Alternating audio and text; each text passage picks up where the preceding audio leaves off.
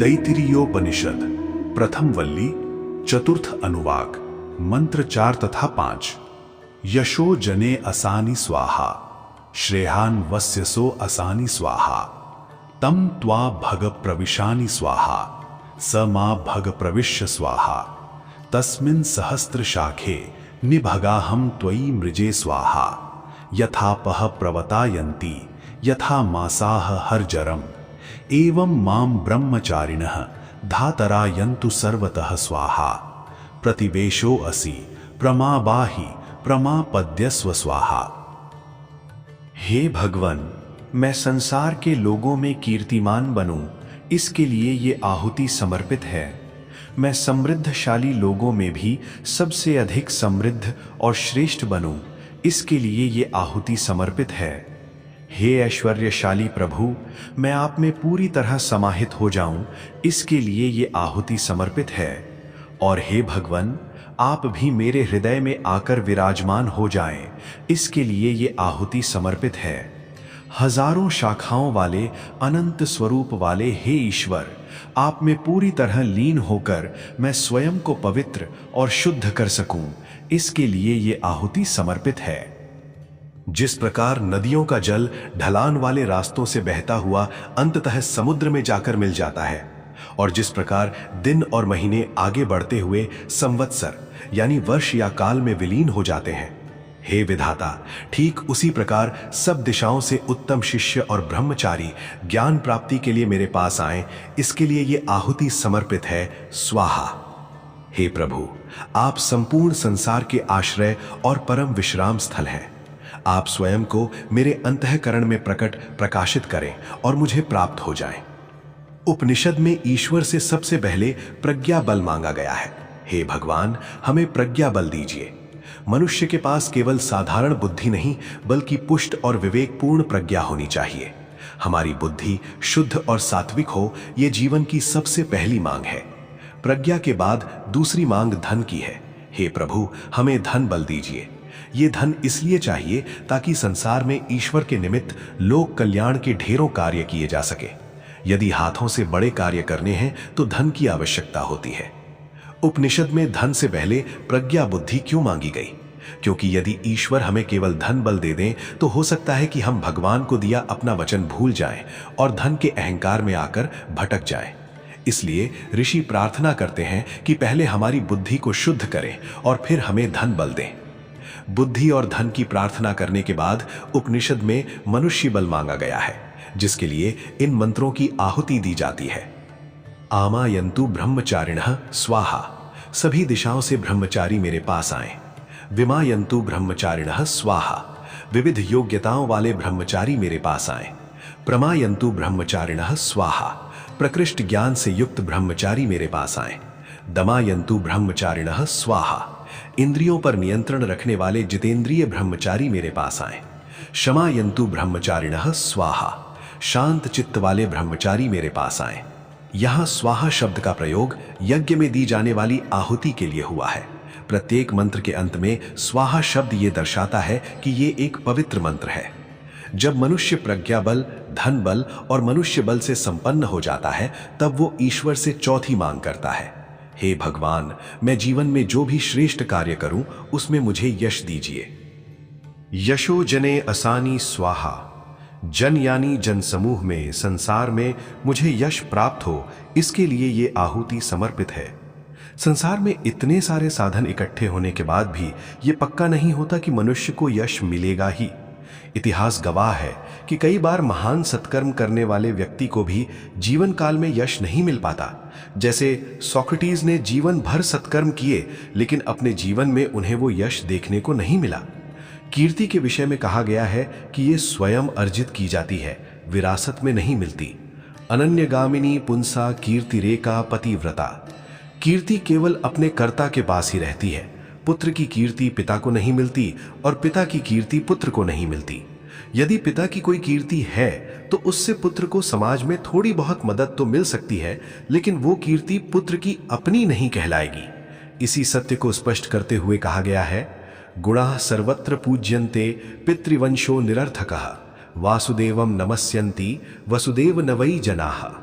संसार में सर्वत्र केवल गुणों की ही पूजा होती है। ऊंचे कुल या वंश का अहंकार निरर्थक है। लोग श्री कृष्ण को नमन करते हैं और उनके मंदिर बनाते हैं, लेकिन उनके पिता वसुदेव का कोई मंदिर नहीं बनाता। यश और पूजनीयता व्यक्ति को केवल उसके स्वयं के गुणों और सत्कर्मों से ही मिलती है।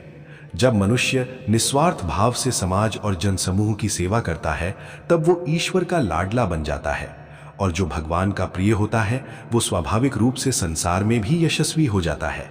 उसे लोगों के जीवन और मन में एक उच्च स्थान प्राप्त होता है। यहाँ यश शब्द का अर्थ केवल लोगों के बीच नाम कमाना या मशहूर हो जाना नहीं है। नाम तो संसार में सज्जन का भी होता है और किसी चोर या पाखंडी का भी हो सकता है।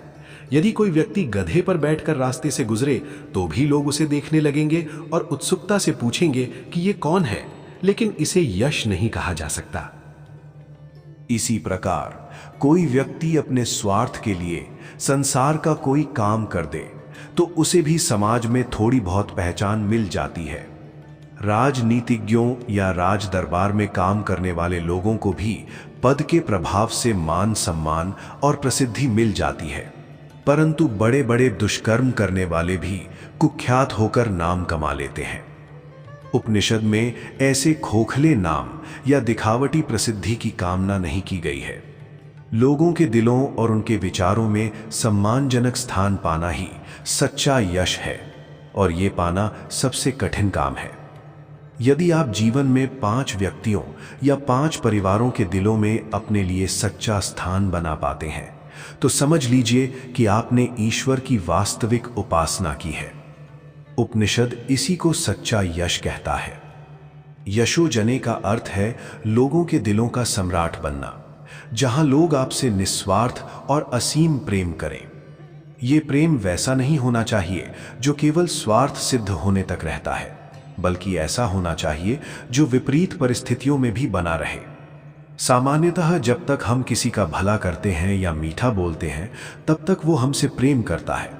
इसे केवल व्यवहार या लेन देन कहते हैं। सच्चा प्रेम तो वो है जब किसी व्यक्ति के हाथों अनजाने में हमारा अहित या बुरा भी हो जाए, फिर भी उसके प्रति हमारे मन का प्रेम कम ना हो। इसी अटूट प्रेम और आदर को स्पष्ट करने के लिए ये सुंदर श्लोक कहा गया है। अप्रियाण्यपि कुर्वाणो यह प्रियः प्रिय एव सः, दग्ध मंदिर सारेपि कस्य वह नावनादरः। अर्थात जो वास्तव में प्रिय होता है वो यदि कभी हमारे साथ कुछ अप्रिय भी कर दे तो वो भी प्रिय ही रहता है। जिस प्रकार यदि अग्नि किसी का पूरा घर या महल जलाकर भस्म कर दे तो भी क्या कोई अग्नि का अनादर करता है? बिल्कुल नहीं। अगले ही दिन से लोग दोबारा चूल्हा जलाने के लिए उसी अग्नि की पूजा और सम्मान शुरू कर देते हैं। आज तक ऐसा कोई नासमझ नहीं हुआ जो ये कहे कि चूंकि इस अग्नि ने मेरा घर जलाया है इसलिए आज के बाद मैं जीवन में कभी अग्नि का उपयोग नहीं करूंगा। ठीक इसी प्रकार सच्चे यशस्वी व्यक्ति का स्थान लोगों के दिलों में इतना गहरा होता है कि उसकी छोटी मोटी भूलें भी उस आदर को कम नहीं कर पाती। मनुष्य को वास्तविक यश अपनी बुद्धि, चालाकी या केवल बाहरी कीर्ति से नहीं बल्कि ईश्वर की शक्ति और कृपा से मिलता है। कीर्ति मिलना और यश मिलना ये दोनों बिल्कुल अलग बातें हैं। आज के समय में हम कीर्ति का अर्थ केवल इतना ही समझते हैं कि हर कोई हमारे बारे में जान जाए या अखबारों में हमारा नाम आ जाए। लोग अखबार में नाम या फोटो छपवाने के लिए बहुत लालायित रहते हैं। फोटो छपते ही उन्हें स्वर्ग जैसा आनंद मिलता है, लेकिन कुछ ही समय बाद वही अखबार रद्दी में बिक जाता है और परचून की दुकान पर उसमें सामान बांध कर दिया जाता है। तब उस फोटो की क्या दशा होती है? इसलिए केवल चर्चा में आ जाना सच्ची कीर्ति नहीं है। दुनिया को धोखा देकर बड़ा बनने वाला व्यक्ति और लोक कल्याण करने वाला सत्कर्मी व्यक्ति दोनों ही देश विदेश में प्रसिद्ध हो सकते हैं, बल्कि सच्चाई तो यह है कि अच्छे काम करने वाले की खबर दुनिया को देर से लगती है, जबकि बुरे काम करने वाले की चर्चा पूरी दुनिया में बहुत जल्दी फैल जाती है। आमतौर पर लोग सोचते हैं कि यश पाने के लिए केवल अच्छा आचरण या श्रेष्ठ चरित्र ही काफी है, परंतु सुभाषितकार कहते हैं कि वास्तविक यश केवल पूर्व जन्मों के पुण्यों और भगवत कृपा से ही प्राप्त होता है। इस सत्य को समझाने के लिए शास्त्रों में एक बहुत ही सुंदर उदाहरण दिया गया है। पंचभिर्कामिता कुंती तद्वधूरेव पंचभे सतीम वदति लोको अयम यशः पुण्येह अवाप्यते। माता कुंती के जीवन में 5 देवताओं का संबंध था और उनकी पुत्र वधू द्रौपदी के भी 5 पति थे। लौकिक दृष्टि से समाज इसे चाहे जैसे भी देखे, लेकिन संसार आज भी इन दोनों को परम पवित्र सती मानता है और आदर से उनकी पूजा करता है। हमारे शास्त्रों के इस प्रसिद्ध श्लोक में द्रौपदी का नाम पंच सतियों में सबसे पहले आदर के साथ लिया गया है। अहल्या, द्रौपदी, सीता, तारा, मंदोदरी तथा। ये उदाहरण सिद्ध करता है कि समाज में पूजनीय स्थान और वास्तविक यश केवल बाहरी नियमों से नहीं, बल्कि मनुष्य के आंतरिक पुण्यों के प्रभाव से मिलता है। लोगों के दिलों में जो आदरणीय और अमिट स्थान बनता है, उसी को सच्चा यश कहते हैं। भगवान श्री कृष्ण को प्रेम का सम्राट और लोक हृदय सम्राट कहा जाता है, क्योंकि उन्होंने लोगों के दिलों पर राज किया और उनसे निश्चल असीम प्रेम पाया। मर्यादा पुरुषोत्तम श्री राम को भी प्रजा और संसार से अलौकिक और अपार प्रेम मिला, इसमें कोई संदेह नहीं है। परंतु प्रेम के सम्राट का यह विशेष यश और विशेषण मुख्य रूप से श्री कृष्ण के स्वरूप के साथ ही जुड़ता है। मर्यादा पुरुषोत्तम भगवान श्री राम ने सदैव मर्यादाओं का पालन किया, समाज के नियमों को सहेजा और लोगों के मनों को संभाला। इसके विपरीत भगवान श्री कृष्ण का जीवन और उनकी विचारधारा बिल्कुल अलग दिखाई देती है। उनका जीवन तलवार की धार पर चलने जैसा था। श्री कृष्ण ने कभी इस बात की परवाह नहीं की कि समाज की किसी रूढ़ी यानी पुरानी परंपरा को तोड़ने पर लोग उनके बारे में क्या कहेंगे या उन्हें अनैतिक मानेंगे। उन्हें जो सही और न्याय संगत लगा वे वही करते गए। सबसे अद्भुत बात यह है कि समाज की स्थापित रूढ़ियों को तोड़ने के बाद भी लोगों ने उन पर अपना सर्वस्व न्यौछावर किया। लोग उनके प्रेम में इस कदर दीवाने थे कि उन्हें प्रेम का सम्राट कहा गया। श्री कृष्ण ने सदियों पुरानी परंपरा को चुनौती देते हुए कहा, आज से इंद्र की पूजा बंद, अब से हम गोवर्धन पर्वत की पूजा करेंगे। सदियों से चली आ रही इस रूढ़ी को बदलते समय उन्होंने गोकुल वासियों की तात्कालिक प्रतिक्रिया की चिंता नहीं की। जरा उस दृश्य की कल्पना कीजिए। हजारों लोग जो पिछली 10 पीढ़ियों से इंद्र की पूजा करते आ रहे थे, उनके सामने बालक कृष्ण खड़े होते हैं और एक प्रभावशाली वक्तव्य देते हैं।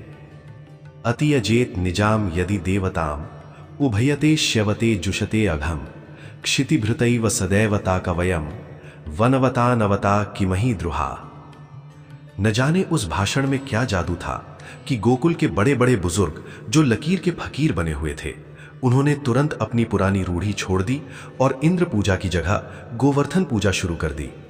आज के युग में कोई कितना भी बड़ा नेता या श्रद्धेय व्यक्ति क्यों ना हो, जिसके पीछे लाखों की भीड़ चलती हो, अगर वो आकर आपकी 10 पीढ़ियों से चली आ रही किसी धार्मिक परंपरा को अचानक बंद करने को कहे, तो कोई उसकी बात नहीं मानेगा।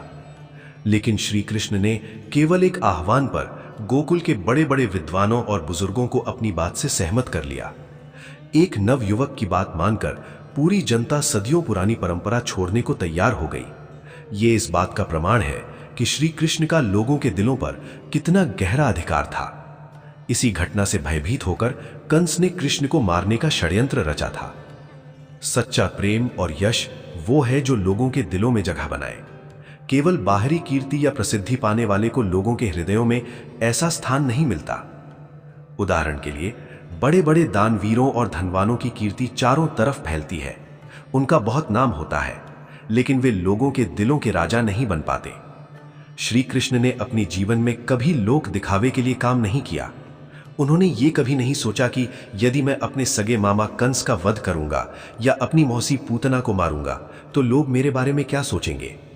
वे लोगों के मन को रिझाने या बहलाने की कोशिश कभी नहीं की। वे सत्य के मार्ग पर निष्पक्ष होकर जिए और सबको निश्चल प्रेम बांटते गए। संसार में अक्सर ऐसे लोग मिल जाते हैं जो दूसरों के मनों को सहलाकर उन्हें खुश रखकर अपना काम निकालते हैं और आगे बढ़ते हैं, परंतु श्री कृष्ण ने ऐसा कभी नहीं किया। उन्होंने कभी किसी की चाटुकारिता नहीं की। फिर भी जिनसे उनके वैचारिक मतभेद हुए या जिनका मन उनसे कभी रूठा, उन्होंने भी श्री कृष्ण को अपने सगे भाई से बढ़कर प्रेम किया। भगवान श्री कृष्ण पूर्ण अवतार है। पूरे इतिहास में उनके व्यक्तित्व की बराबरी कर सके ऐसा दूसरा कोई उदाहरण आज तक पैदा नहीं हुआ। भगवान श्री कृष्ण के प्रति लोगों का अनुराग इतना गहरा था कि गोपियां सुध-बुध खो बैठती थीं। इस भाव को एक प्रसिद्ध श्लोक में बहुत सुंदर ढंग से व्यक्त किया गया है। विक्रेतुम कामा किल गोप कन्या मुरारी पादार्पित चित्त वृत्ति ही दध्यादिकम मोह वशादवोचत गोविंद दामोदर माधवेति। अर्थात दही बेचने निकली एक गोपी का चित्त भगवान श्री कृष्ण के चरणों में इस प्रकार समर्पित हो गया कि वो सुध-बुध हो बैठी। वो बेचना तो दही चाहती थी, परंतु प्रेम के सम्मोहन में आकर पुकारने लगी गोविंद, दामोदर, माधव। इसी को वास्तविक यश कहते हैं। आज संसार में बहुत से लोगों का नाम और प्रसिद्धि दूर दूर तक फैल जाती है, लेकिन क्या वे 10 व्यक्तियों या 10 परिवारों के हृदयों में भी सच्चा स्थान बना पाते हैं? बिल्कुल नहीं। इसलिए केवल प्रसिद्ध हो जाना यश नहीं है। श्री कृष्ण का जीवन अद्भुत रूप से लुभावना है। उन्होंने कभी इस बात की परवाह नहीं की कि लोग उनके बारे में क्या सोचेंगे। इसके विपरीत मर्यादा पुरुषोत्तम श्री राम ने समाज की भावनाओं का सम्मान किया और उन्हें अलौकिक प्रेम मिला। परंतु श्री कृष्ण के प्रेम की महिमा तो सबसे निराली है। कच्छी भाषा की एक सुंदर पंक्ति में कहा गया है, कृष्ण आंजी कला न्यारी कैड़ा कामण क्या भला भला भान भूली व्या। अर्थात कृष्ण आपकी कला सबसे अनूठी है। आपने न जाने कैसा जादू कर दिया है कि बड़े बड़े ज्ञानी भी अपनी सुध-बुध भूल गए हैं। आज के युग में भी कई स्पष्ट वक्ता समाज सुधारक होते हैं जो कहते हैं कि हमें किसी की परवाह नहीं है, लेकिन समाज को उनकी ये कड़वाहट पसंद नहीं आती और उन्हें जनता का वैसा प्रेम नहीं मिलता। जबकि श्री कृष्ण लीक से हटकर चलने के बाद भी सबके हृदय सम्राट बन गए। ऋषि प्रार्थना करते हैं कि हे प्रभु, मुझे जो भी धन मिले वो श्रेष्ठ और तेजस्वी हो और उसका उपयोग श्रेय के लिए हो। भारतीय दर्शन में प्रवृत्तियों को 2 भागों में बांटा गया है, श्रेय और प्रेय। श्रेय यानी वास्तविक कल्याण, जो चाहे सुनने या करने में कड़वा लगे, लेकिन वो आत्मा का शाश्वत और पारलौकिक कल्याण करने वाला हो। यहां धन का तात्पर्य केवल रुपए पैसे से नहीं है। इसमें बुद्धि का धन, शरीर का धन और वैभव सब सम्मिलित हैं। ऋषि मांगते हैं कि मेरे पास जो भी शारीरिक, मानसिक या आर्थिक शक्ति हो, उसका उपयोग केवल लोगों के शाश्वत कल्याण यानी श्रेय के लिए हो। उपनिषद में यश मांगने के तुरंत बाद श्रेय की कामना इसलिए की गई है ताकि मनुष्य को खोखली कीर्ति का मोह ना हो जाए। लेकिन यदि आप लोगों का श्रेय करना चाहते हैं तो आपको कभी कभी कड़वी बात भी कहनी पड़ेगी। ऋषि प्रार्थना करते हैं कि मेरी सारी ऊर्जा और शक्तियां समाज के श्रेय के लिए समर्पित हों। यदि कोई व्यक्ति केवल वर्तमान समय की मांग या लोगों की सतही पसंद को देखकर अपनी शक्ति लगाने लगे तो उसे तात्कालिक कीर्ति तो मिल सकती है, पर यश नहीं मिल सकता।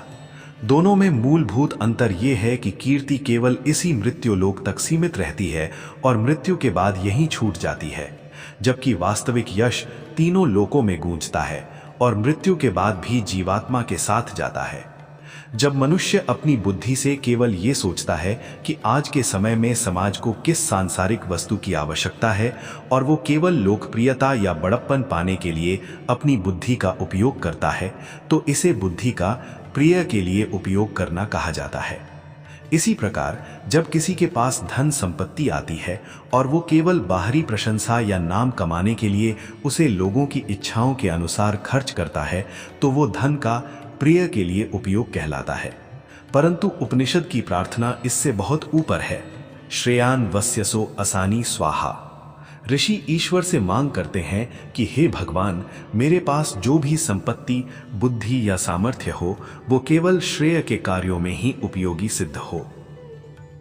अपनी शक्तियों को श्रेय मार्ग पर लगाने के लिए केवल इच्छा होना काफी नहीं है, बल्कि इसके लिए ईश्वर की विशेष कृपा आवश्यक होती है।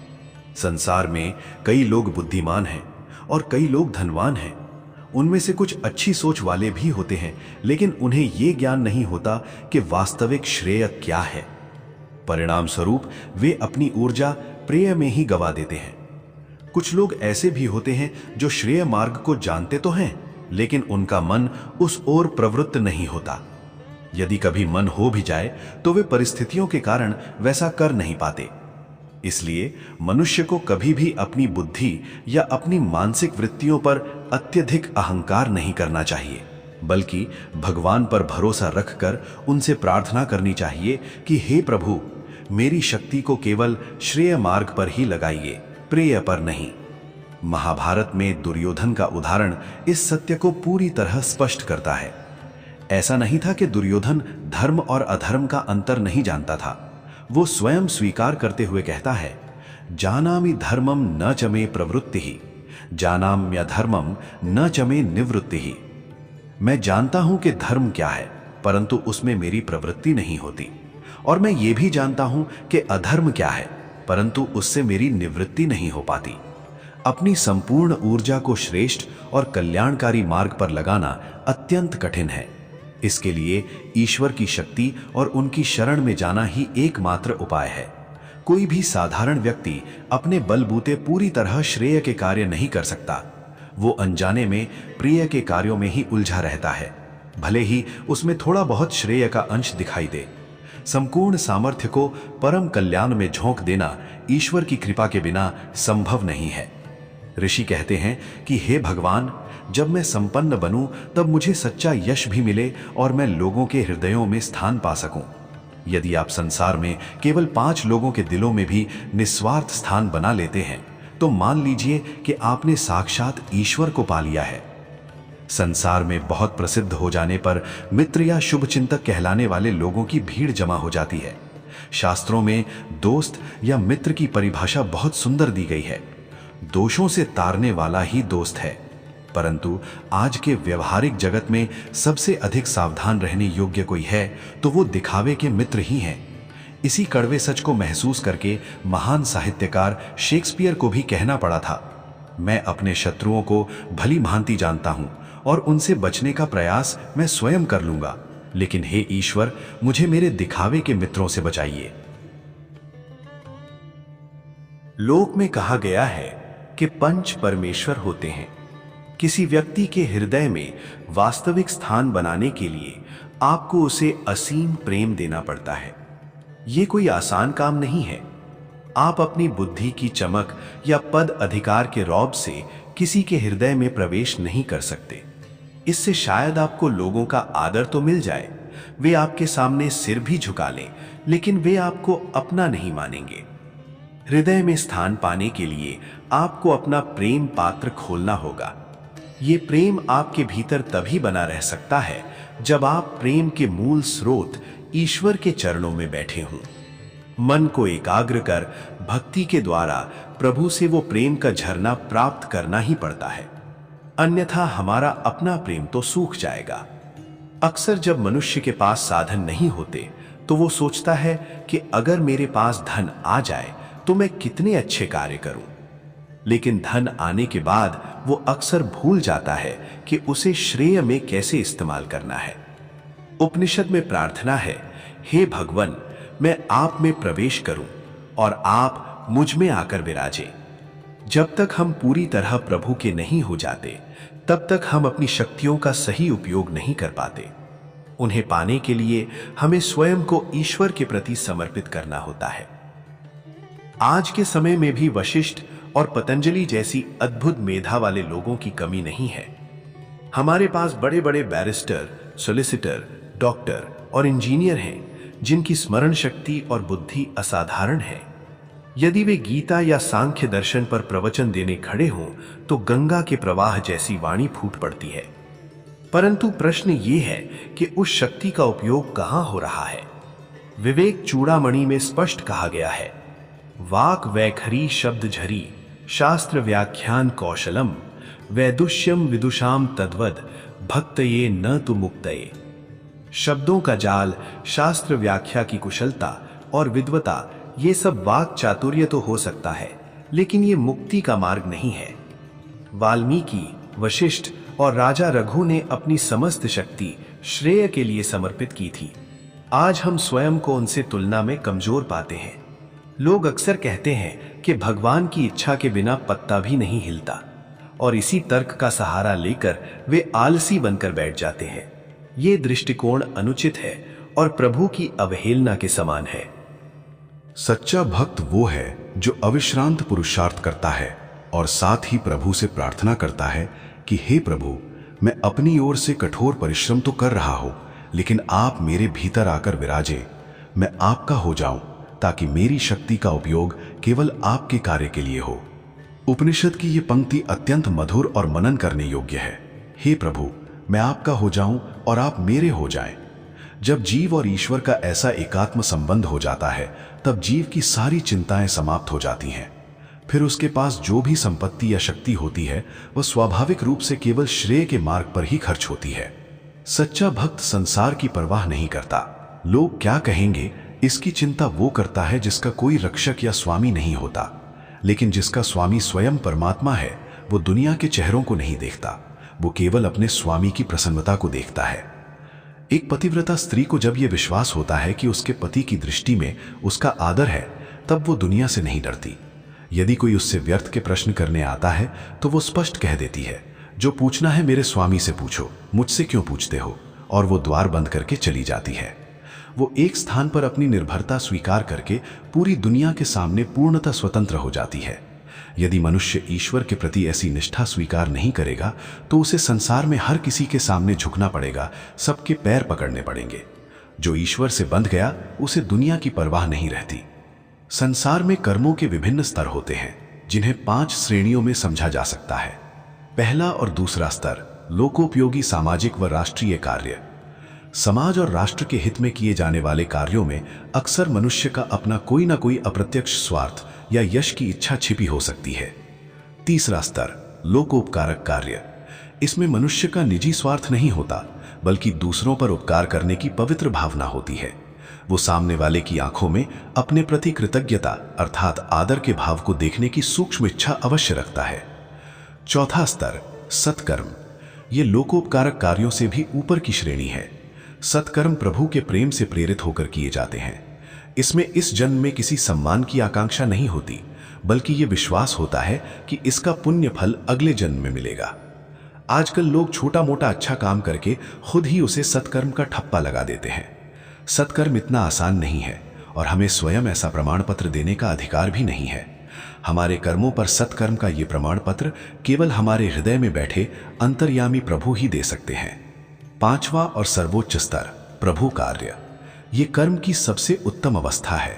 ऋषि कहते हैं, हे प्रभु, यदि मेरे हाथों ये 5वां कार्य करवाना है तो मुझे पूरी तरह अपना बना लीजिए और आप मेरे हो जाइए, तभी मेरी सारी शक्ति निष्काम भाव से श्रेय के मार्ग पर लग पाएगी। जब भक्त प्रार्थना करता है कि प्रभु मुझे संसार में वास्तविक यश मिले, तब ईश्वर मानो विनोद में कहते हैं कि तुम इतनी बड़ी बड़ी बातें करने लगे कि मैं तुम्हारा और तुम मेरे, परंतु देखो मेरे वस्त्र कितने स्वच्छ, दिव्य और स्वर्णिम हैं, और तुम्हारे वस्त्र, तुम तो जन्म जन्मांतरों के पापों का मैल लेकर आए हो। मुझसे ऐसा अनन्य संबंध जोड़ना कोई खेल नहीं है। तब जीवात्मा अत्यंत विनम्र होकर प्रभु से कहती है, हे भगवन, तस्मिन् सहस्र शाखे त्वयि निम्रजे। हे प्रभु, आप सहस्र शाखे अर्थात अनंत स्वरूप वाले हैं।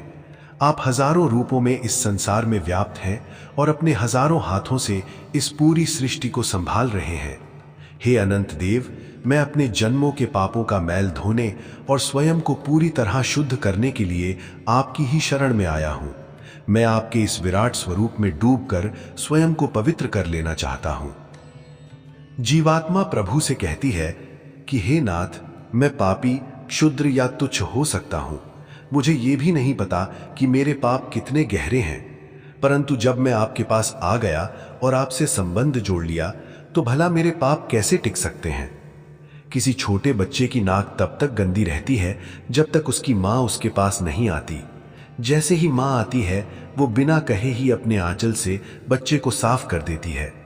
बच्चे को अपनी माँ से ये नहीं कहना पड़ता कि माँ मेरा चेहरा साफ कर दो। माँ का वात्सल्य स्वयं ये कार्य कर देता है। संसार के अन्य लोगों के सामने भले ही हमें अपनी सफाई देनी पड़े, पर ईश्वर रूपी माँ के सामने इसकी आवश्यकता नहीं होती। श्रीमद् भगवत गीता में भगवान श्री कृष्ण भी ऐसे ही पापियों को आश्वस्त करते हुए कहते हैं, अपि चेत सुदुराचारो भजते माम अनन्य भाग। यदि कोई अत्यंत दुराचारी व्यक्ति भी अनन्य भाव से मुझे भजने लगता है तो उसे साधु ही मानना चाहिए, क्योंकि उसने सही मार्ग पर चलने का दृढ़ निश्चय कर लिया है। जो व्यक्ति ईश्वर का हो गया, उसके भूतकाल के आचरण पर उंगली उठाने का अधिकार किसी को नहीं है। कुछ लोग कुतर्क करते हैं कि शास्त्री जी, महर्षि वाल्मीकि के जीवन में शुरुआत में बहुत पाप थे, गोस्वामी तुलसीदास जी का प्रारंभिक जीवन कैसा था। ऐसे लोगों को यह समझना चाहिए कि उन्हें महापुरुषों के अतीत की निरर्थक चर्चा नहीं करनी चाहिए। यदि कोई ऐसा दुर्भाव रखता है तो उसे स्वयं ईश्वर की ओर से दंड मिलता है। जिसका संबंध साक्षात परमात्मा से जुड़ गया, उसके जीवन की आलोचना करने की भूल कभी नहीं करनी चाहिए। भगवान वेदव्यास के दिव्य जीवन को समझने की सामर्थ्य किसी साधारण मनुष्य की बुद्धि में कहां। उनके विषय में शास्त्रों में कहा गया है, अचतुर्वदनो ब्रह्मा द्विबाहुर अपरो हरिः अभाल लोचनः शंभु भगवान बादरायणः। भगवान बादरायण वेदव्यास 4 मुखों से रहित साक्षात ब्रह्मा हैं, 2 भुजाओं वाले साक्षात श्री हरि हैं और ललाट पर तीसरे नेत्र से रहित साक्षात शिव हैं। वे त्रिमूर्ति स्वरूप हैं। ईश्वर के हजारों हाथ हैं और वे अलग अलग रूपों में अपने भक्तों की पीठ पर स्नेह से फिरते हैं। जब हम किसी संत या महापुरुष का आशीर्वाद लेते हैं और उनका हाथ हमारे सिर पर आता है, तो वास्तव में उनके माध्यम से भगवान का ही वरदहस्त हमारे ऊपर होता है। संसार का नियम बड़ा व्यावहारिक है। जब तक बालक का मुख साफ रहता है, हर कोई उसे लाड प्यार से गोद में उठा लेता है, लेकिन यदि उसका चेहरा गंदा हो तो लोग तुरंत दूरी बना लेते हैं और कहते हैं, जाओ पहले अपनी मां से मुंह साफ करा कराओ। समाज को केवल वाल्मीकि और वशिष्ठ जैसे महान चरित्र ही स्वीकार्य होते हैं। किसी निकम्मे या दुर्गुणी व्यक्ति को कोई पास नहीं बिठाता। परंतु जिसे संसार दुत्कार देता है, वह जब ईश्वर रूपी मां की गोद में जाता है तो प्रभु उसे अपने प्रेम से पावन कर देते हैं। वही व्यक्ति जब आंतरिक रूप से महान बनकर लौटता है तो पूरी दुनिया उसके सामने नतमस्तक हो जाती है। मंत्र के अगले भाग में ऋषि प्रकृति के अटूट नियमों का उदाहरण देकर प्रार्थना करते हैं, यथा आपः प्रवतायन्ति यथा मासा अहर्जरम एवं माम ब्रह्मचारिणः धातरायन्तु सर्वतः। जिस प्रकार बहते हुए जल को यह सिखाना नहीं पड़ता कि उसे ढलान की ओर जाना है, वह स्वतः ही नीचे की ओर बहता चला जाता है। और जिस प्रकार दिन और महीने आगे बढ़ते हुए अहर्जर अर्थात संवत्सर, काल या वर्ष में अपने आप विलीन होते चले जाते हैं। हे विधाता, ठीक उसी प्रकार चारों दिशाओं से श्रेष्ठ, तत्वनिष्ठ और ध्येयनिष्ठ ब्रह्मचारी ज्ञान प्राप्त करने के लिए स्वतः ही मेरे पास खींचे चले आए। मुझे उन्हें कोई औपचारिक निमंत्रण या बुलावा न देना पड़े। उनका अंतःकरण स्वयं उन्हें ज्ञान के इस केंद्र की ओर ले आए। यहां किसी कार्य के लिए लोगों को निमंत्रण देना, विज्ञापन करना, अपील करना या स्वयं सेवकों की मांग करने की बात नहीं है। प्रार्थना केवल इतनी है कि चारों दिशाओं से ब्रह्मचारी अर्थात सत्य और ज्ञान के साधक स्वयं प्रेरित होकर मेरे पास आएं। हे भगवान, जब मैं ये प्रार्थना करता हूं कि लोग मेरे पास आएं, तब मैं आपसे कोई विशेष अधिकार या पक्षपात नहीं मांगता। मेरा संकल्प केवल इतना है कि मैं अपना जीवन ऐसा बनाऊं कि बिना बुलाए ही लोगों का मन मेरी ओर आकर्षित हो जाए। प्रभु के कार्य के लिए किसी पर दबाव डालना, किसी से आग्रह करना या ये कहना कि तुम ये कार्य करो, हमारी संस्कृति का मार्ग नहीं है। हमारा आदर्श ये है कि मनुष्य के भीतर से स्वयं प्रेरणा जागे और वो स्वेच्छा से धर्म कार्य में लग जाए, जिसे ये अनुभव हो कि बच्चों में उत्तम संस्कार डालने चाहिए, वो स्वयं आगे बढ़े। इसके लिए ना अपील की आवश्यकता है और ना निमंत्रण की। यदि मनुष्य के भीतर का राम जागृत नहीं होता तो केवल बाहरी संस्कारों का कोई विशेष लाभ नहीं होता। इसलिए तत्वनिष्ठ और सत्य के साधक स्वयं मेरे पास आए, ये प्रार्थना अपने आप में एक महान सिद्धि है। इससे बड़ी और कौन सी सिद्धि हो सकती है? इसके बाद मंत्र में प्रतिवेशो असि कहा गया है। इसका भाव ये है कि संसार का कार्य बहुत विशाल है और मैं एक छोटा सा सेवक हूं। मैं श्रेष्ठ कार्य करना चाहता हूं, परंतु भगवान मानो कहते हैं, बेटा, यदि तुम अकेले ही संसार का सारा कार्य करने लगोगे तो थक जाओगे, तुम्हारी शक्ति सीमित है। तब भक्त कहता है, हे प्रभु, जब मैं सेवा करते करते थक जाऊं तब मेरे विश्राम का स्थान भी आप ही हैं। प्रतिवेश का अर्थ है वो जो थकान दूर कर दे। इसलिए प्रार्थना है कि जब मैं सेवा करते करते थक जाऊं तब आपकी शरण में आकर मेरी सारी थकान मिट जाए। रामायण में भी ऐसा वर्णन मिलता है कि वानर सेना दिन भर परिश्रम करके थक जाती थी। तब भगवान श्री राम उनके पास आते, उन पर प्रेम भरी दृष्टि डालते और उनका सारा श्रम दूर हो जाता। यदि किसी को युद्ध में चोट लगी होती तो वो भी मानो भर जाती। इसे केवल कल्पना न समझें, ये प्रेम और भक्ति की भावना का वर्णन है। वानरों का श्री राम के प्रति इतना गहरा प्रेम था कि उन्हें अपने कष्टों का भी अनुभव नहीं होता था। इससे भगवान श्री राम की करुणा, महानता और प्रेम का परिचय मिलता है। फिर प्रश्न उठता है कि इतनी सारी मांगे भगवान से क्यों की जाएं? रुद्र सूक्त में ऋषि च में कहते हुए संसार की लगभग प्रत्येक वस्तु की याचना करते हैं। पत्थर, मिट्टी, पर्वत, रेत, उड़द, तिल, मूंग, गेहूं, मानो संपूर्ण विश्व ही मांग लेते हैं। सामान्य मनुष्य तो अधिक से अधिक एक घर, धन, पत्नी या संतान की ही कामना करता है, परंतु ऋषियों की मांग बहुत व्यापक होती है। किंतु उनका अंतिम उद्देश्य इन वस्तुओं को प्राप्त करना नहीं है। उनकी सबसे बड़ी प्रार्थना है माम प्रपद्यस्व, अर्थात हे प्रभु, अपने वास्तविक स्वरूप का मुझे दर्शन कराइए, अपने आप को मेरे सामने प्रकट कीजिए। जब ऐसा जीवन जिया जाता है तब मनुष्य की दृष्टि ही बदल जाती है। जैसे भगवान श्री कृष्ण ने अर्जुन से कहा, दिव्यम ददामी ते चक्षुः, अर्थात मैं तुम्हें दिव्य नेत्र देता हूं। दिव्य नेत्र का अर्थ केवल नई आंखें नहीं बल्कि बदली हुई दृष्टि है। इसके बाद मां प्रपद्यस्व का भाव है, हे प्रभु, मुझे अपना स्वरूप दिखाइए और मुझे आपकी प्राप्ति होने दीजिए। मेरी यही एकमात्र इच्छा है और उसी की प्राप्ति के लिए मैं ये सब साधना करता हूं। यदि भगवान पूछें कि बिना ये सब किए ही मैं तुम्हें अपना दर्शन दे दूं तो उत्तर है नहीं, क्योंकि स्वामी का कार्य करते करते, सेवा करते करते जब स्वामी के दर्शन होते हैं तब जो आनंद और कृतज्ञता का अनुभव होता है वो अद्वितीय होता है। इसी भावना से संत तुकाराम महाराज कहते हैं, न लगे मुक्ति धन संपदा, संत संग देवा सदा, तुका मड़े गर्भवासी, सुखे घालावे आम्हासी। अर्थात मुझे न मुक्ति चाहिए न धन संपत्ति, मुझे तो सदा संतों का संग और प्रभु की सेवा ही प्राप्त हो। यदि आवश्यकता पड़े तो मैं बार बार जन्म लूं पर आपका कार्य करता रहूं। इसी भाव के साथ मां प्रपद्यस्व कहकर शिक्षावल्ली का चतुर्थ अनुवाक पूर्ण होता है। यदि मांगना ही है तो केवल भगवान से मांगना चाहिए। कुछ लोगों को जीवन भर मांगने की आदत पड़ जाती है। बहुत धनवान होने पर भी उनकी मांगने की प्रवृत्ति समाप्त नहीं होती। इसी प्रकार कुछ लोग सेवानिवृत्त होने के बाद भी फिर नौकरी ढूंढते हैं। लोग उनसे कहते हैं, अब तो आराम कीजिए। तब वे उत्तर देते हैं, अब बात पैसों की नहीं है, वर्षों तक काम करने की ऐसी आदत पड़ गई है कि बिना काम किए रहना कठिन लगता है। कल से यदि कार्यालय ही नहीं जाना होगा तो मैं करूंगा क्या? अर्थात कर्म उनके स्वभाव का हिस्सा बन चुका होता है। जीवन में इस प्रकार की उच्च कर्म योग की स्थिति प्राप्त होना केवल परम भाग्यशाली मनुष्यों के हिस्से में ही आता है। इस पूरे मंत्र में ईश्वर से प्रार्थना करने का एक अत्यंत सुंदर, वैज्ञानिक और क्रमिक दृष्टिकोण दर्शाया गया है। ऋषि ने सबसे पहले प्रज्ञा बल मांगा, उसके बाद लक्ष्मी बल अर्थात धन संपत्ति, फिर मनुष्य बल अर्थात श्रेष्ठ जनों का साथ और अंत में यश की कामना की। इसके तुरंत बाद ये प्रार्थना की गई कि इन सभी प्राप्त शक्तियों का उपयोग केवल श्रेय अर्थात संसार के परम और शाश्वत कल्याण के लिए ही हो।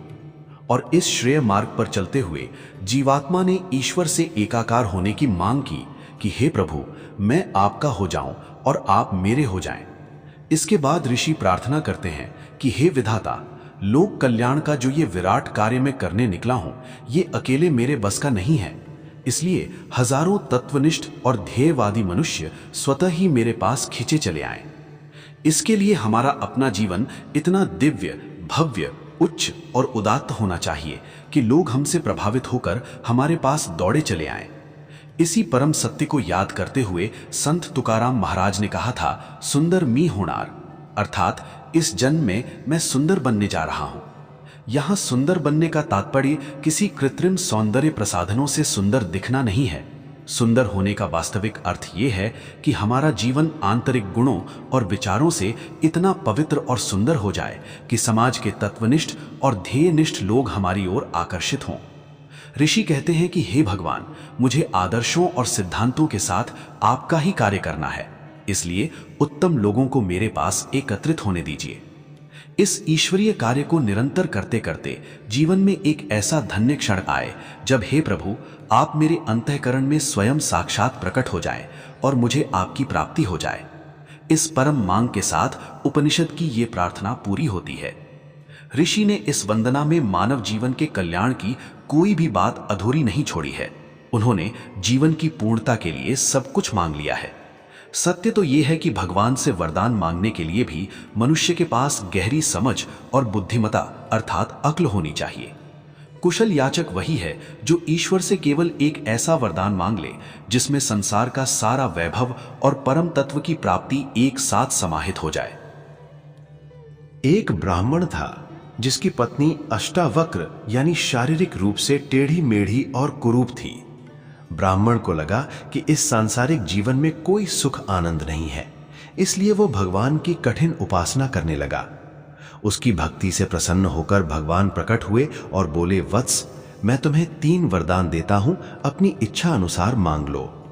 ब्राह्मण अत्यधिक प्रसन्न हुआ। उसने बिना सोचे समझे अपना पहला वरदान मांगा, प्रभु, मेरी पत्नी को अत्यंत सुंदर बना दीजिए।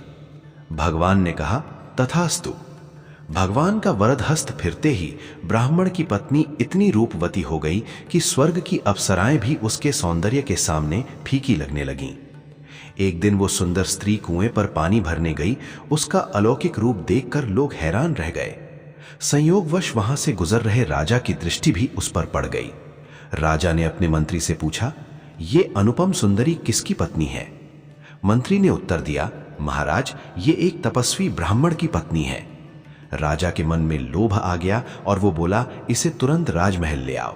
ऐसी सुंदरी किसी गरीब ब्राह्मण के घर नहीं बल्कि राजमहल में शोभा देती है। नीति शास्त्र के अनुसार मंत्री राजा की बात काट नहीं सकता था। हमारे नीति ग्रंथों में एक बहुत ही महत्वपूर्ण श्लोक आता है, भूमिपतौ अर्थपतौ बाले वृद्धे तपो निधौ विदुषी योषिति मूर्खे गुरुषु च विदुषाम नैवोत्तरम देयम। नीति शास्त्र कहता है कि एक बुद्धिमान व्यक्ति को इन 9 लोगों के सामने कभी पलटकर वाद विवाद या बहस नहीं करनी चाहिए। भूमिपति यानी राजा, राजा के सामने सदा हां में हां मिलानी चाहिए। यदि राजा कहे कि सूर्य पश्चिम से उगा है तो कहिए, हां महाराज। यदि आप कहेंगे कि नहीं, आप गलत हैं, सूर्य तो पूर्व से उगता है, तो राजा तुरंत आपकी गर्दन कटवा सकता है। अर्थपति यानी धनवान, समृद्ध व्यक्ति भी अपनी बात का विरोध सहन नहीं कर पाता। बालक यानी छोटा बच्चा, बच्चे को किसी बात के लिए हठपूर्वक मना करोगे तो वो और ज्यादा जिद पकड़ेगा। वृद्ध यानी बूढ़ा व्यक्ति, बुजुर्ग व्यक्ति के सामने अपनी ज्यादा बुद्धिमत्ता नहीं झाड़नी चाहिए। वे कभी ये स्वीकार नहीं करते कि उनकी बुद्धि अब कमजोर हो गई है। उनकी बात गलत लगे तो भी चुप रह जाना चाहिए। तपोनिधि यानी तपस्वी, साधु, विद्वान व्यक्ति, स्त्री, मूर्ख व्यक्ति और गुरु। कहा जाता है कि इस संसार में यदि किसी को अपनी मूर्खता का खुलकर प्रदर्शन करने की छूट है तो वे राजा या दामाद हैं, क्योंकि उनके पद के कारण कोई उन्हें टोकता नहीं है। राजा के आदेश पर मंत्री ने उस ब्राह्मण की पत्नी को बंदी बनाकर राजमहल ले आया। जब ब्राह्मण को यह बात पता चली तो वो असहाय महसूस करने लगा, क्योंकि राजा की शक्ति से लड़ने का सामर्थ्य उसमें नहीं था। वो रोता हुआ पुनः भगवान की शरण में गया और बोला, प्रभु, मेरे 2 वरदान अभी बाकी हैं। उनमें से दूसरा वरदान ये दीजिए कि राजा ने मेरी जिस सुंदर पत्नी को महल के कक्ष में बंद कर रखा है वो तुरंत एक रीछनी बन जाए। भगवान ने कहा, तथास्तु। अगले दिन जब राजा बड़े चाव से उस सुंदरी से मिलने कमरे में गया तो वहां स्त्री के स्थान पर एक भयानक रीछनी बैठी थी। राजा डर के मारे कांपने लगा। उसे लगा कि ये कोई स्त्री नहीं बल्कि कोई मायावी डाकिनी है। उसने तुरंत मंत्री को बुलाकर आदेश दिया, इसे अभी राजमहल से बाहर छोड़ दो। वो रीछनी महल से छूटकर भटकते भटकते अपने पति के घर पहुंच गई। अपनी पत्नी को इस रूप में देखकर ब्राह्मण को अपनी मूर्खता का एहसास हुआ। उसने तुरंत भगवान से अपना तीसरा और अंतिम वरदान मांगा। हे भगवान, मुझसे बहुत बड़ी भूल हुई। मेरी पत्नी पहले जैसी थी उसे वैसा ही बना दीजिए। कम से कम उस रूप में उसे मुझसे कोई छीन कर तो नहीं ले जाएगा। यदि आपको ईश्वर से कुछ मांगना ही है तो उपनिषद के ऋषियों से सीखिए कि प्रभु के सम्मुख क्या याचना करनी चाहिए। भगवान से सर्वश्रेष्ठ वस्तु मांगने के लिए उपनिषद के इन दिव्य मंत्रों का आश्रय लीजिए और प्रार्थना कीजिए। हे प्रभु, एक दिन मैं आपके ही निमित्त सारे श्रेष्ठ कार्य करते करते पूरी तरह आपका हो जाऊंगा। आप मुझे आत्मिक उन्नति के लिए प्रज्ञा बल, लक्ष्मी बल, मनुष्य बल और सामर्थ्य प्रदान करें। इसके साथ ही मुझे इन सभी शक्तियों का उपयोग केवल श्रेय के लिए करने की सद्बुद्धि भी दें। इसी संकल्प के साथ मैं स्वयं को आपको सौंपता हूं। भक्त आगे प्रार्थना करता है कि हे दयानिधि, मेरे जन्म जन्मांतरों के पापों का मैल धोकर मुझे पवित्र कर दीजिए। मेरे जीवन को आंतरिक गुणों से इतना सुंदर, भव्य और दिव्य बना दीजिए कि समाज के सभी तत्वनिष्ठ और आदर्शवादी मनुष्य स्वतः ही मेरी ओर खींचे चले आए। इस प्रकार आपके दिए संसाधनों से लोक कल्याण का कार्य करते करते एक दिन ऐसा आए जब आप स्वयं मुझे प्राप्त हो जाएं।